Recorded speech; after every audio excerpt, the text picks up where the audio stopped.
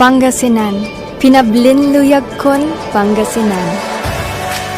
Masantos ya agu, si kayo, naimbag nga aldaw, kada kayo amin. Ako si Maureen Wroblewitz. Join me as I revisit and rediscover my beloved province and my home, Pangasinan.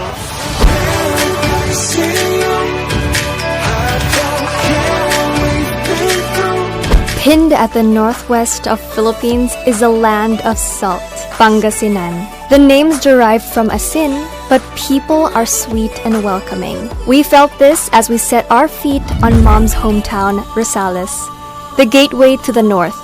What better way to know more about Pangasinan than from its locals? And they all have one thing to say. Staying true to this are Bangos Festival and Pistay Dayat. While these were halted, people relive the essence why these festivals are celebrated. Thanksgiving for the bountiful harvest.